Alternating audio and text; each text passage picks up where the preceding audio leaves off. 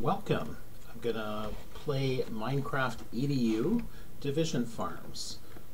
This game does allow for many players. The person who designed MincraftEdu world called Division Farms suggests that students work in groups of 3. In the Division Farm world, students are asked to get a journal book and write down all the answers to different word problems and hand the journal in. Additionally, students are asked, for example, to harvest wheat, cocoa beans. Students are then to follow a recipe using the ingredients to make the beans. Students then need to follow a recipe using the ingredients to make the cookies. Then they are asked to divide the cookies equally amongst their group members. Finally, students need to write a division question based on how many cookies they made into their journal. So our first thing we're going to do, we're going to pop over here and pick up our journal. And just on the other side of the room is our place where we're going to hand in our journal. That's our homework deposit. Quite like this game. There are lots of information posts set up around the farm for people to know what to do, and they're well marked. So we're going to head down to the farm.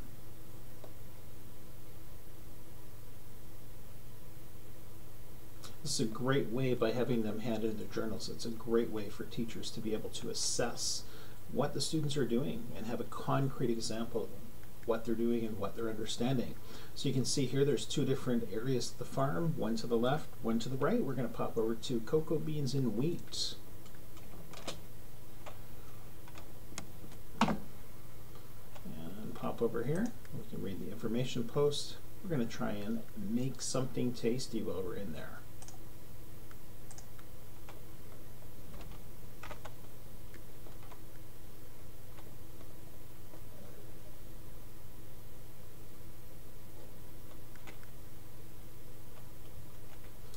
Come in here, and I quite like the way that this designer has set up the world. There's the recipe up there for the students to follow, 2 parts wheat, 1 part cocoa beans.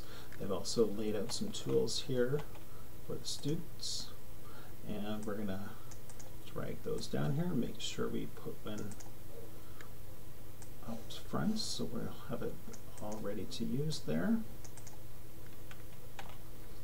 And then we can turn around, select our tool,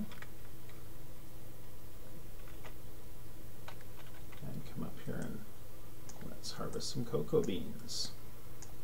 You can also start harvesting some of the wood on here just in case you want to make something a little bit later on, although in this world you don't really need to be making anything else.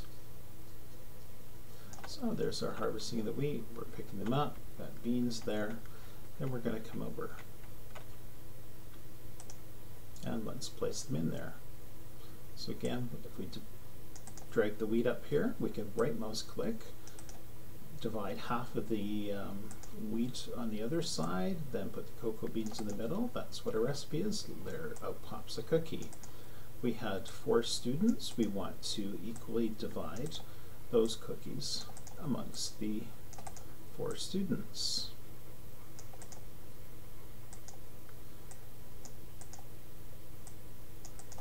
So we're going to, time-wise, just pop out of there, pull up our tool. We're going to write in there cookies. We had 48 cookies, and we're dividing them amongst 4 students. That means each student would receive 16 cookies. Then we can get our page set up, page 2, and go on to one of the other tasks around the farm. So we'll just make our way out here.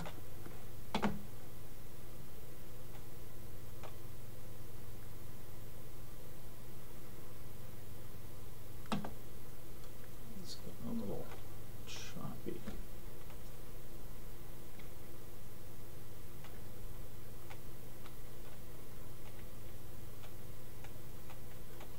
There we go.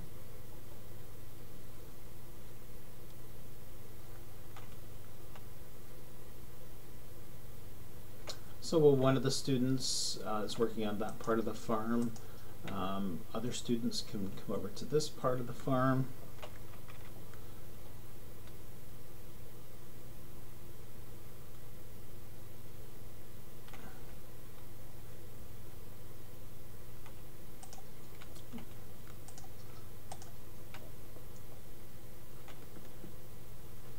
Read on the signpost what our task is to do.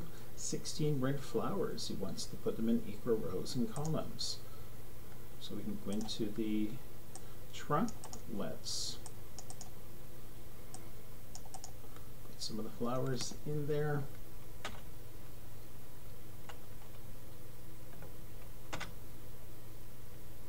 Oh, we need to make sure that we have some of our flowers down in our toolbar.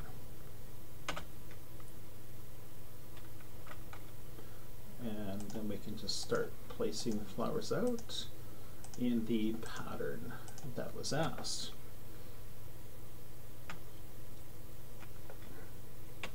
Also in here there is an area where they can come over and get some jack-o'-lanterns, and they'll be laying them out in a specific pattern. So as you read that, I thought this was a great world where students could work together as a team and practice division problem solving while playing and interacting with their peers. Also, I find this lesson would be very good for grade 5 and 6 students because they would be engaged in their learning. I can certainly see myself using this activity and a few others with my students. When a game can overlap fun, engagement, learning, and curriculum, I will find a way to integrate it into my classroom.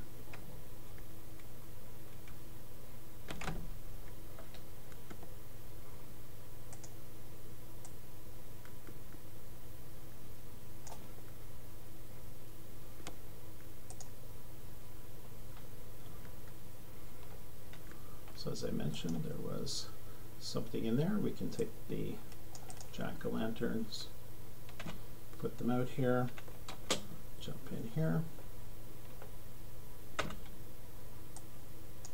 Let's put them in our tools. And we can start placing them around in a pattern that we wanted to use. So I've noticed some of the cows have gotten out, but there is a task here where you can come around and do some milking of the cow.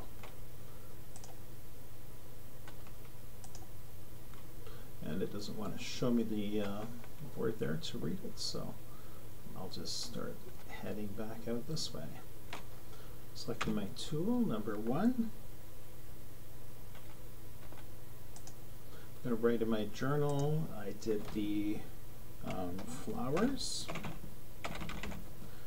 and then I can write out my equation.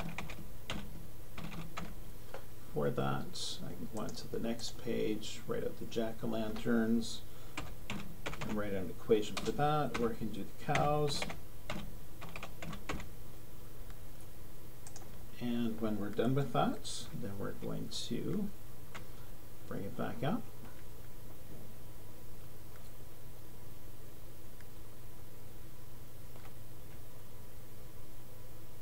Hand it in. Minecraft, as opposed to MincraftEdu, I found it's great. It's open-ended play and exploration. Feels less like school and more like play for the kids, which they always like. It's very much student-directed.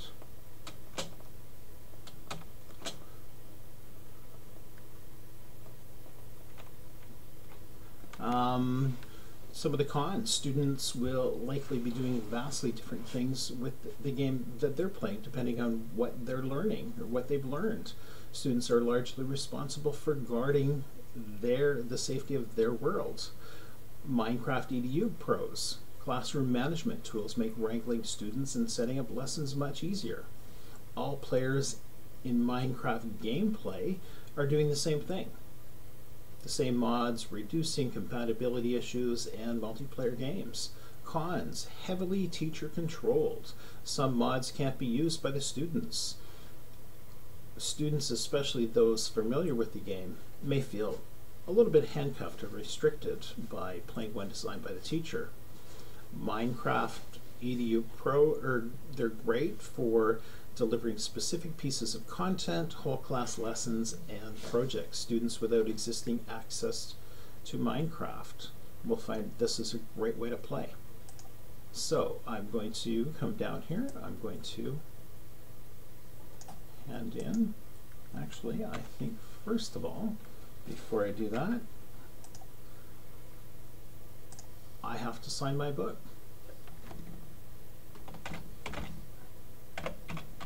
And it has my name on there. So I'm going to sign and close, and now